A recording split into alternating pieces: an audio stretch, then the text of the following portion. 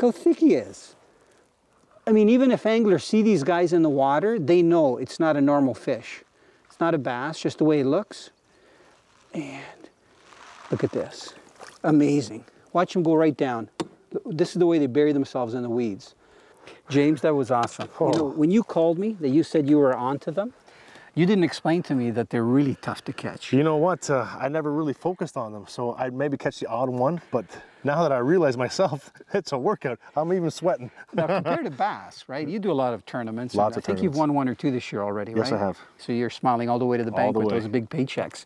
I mean, when you see a bass and you cast to it and it goes for your, you know, whether you're using a soft plastic or a pig and jig, they inhale it, you set the hook. You very seldom, you know, not hook them. Very seldom. You know, 1 out of 10, you know, they'll jump and spit that jig on me. I use big owner hooks and big hook sets.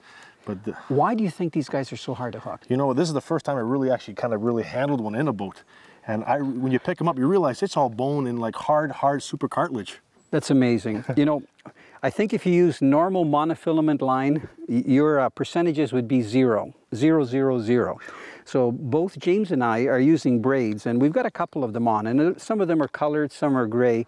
This one here is the Suffolk, it's the new 832.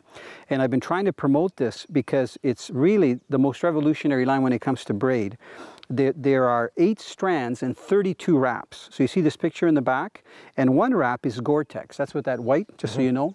And for some reason, it's really slippery. The other line that I've also been using is the titanium braid, and that's been around for a few years, and it's also very good. The reason we're using these, instead of using mono, there's no stretch, and we've gone to like beef rods, really heavy rods. Some of the rods are rated up to 50-pound test monofilament. And you have to have that.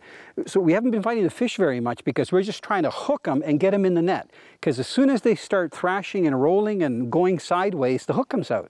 So I think it's because beside bony, there's no tissue. Like even walleye, you know, when you get a big walleye, they got a bony head, but they got some tissue on the inside. Well, soft tissue around their lips and gums. So these fish are amazing. Well, that was a blast, James. Oh, I tell you. Anytime you want to go for bowfin, you let me know, okay? Ooh. We won't get into high numbers. We'll have fun. Yeah. Maybe we'll land 2 or 3. You never know. Okay, let me put this stuff away.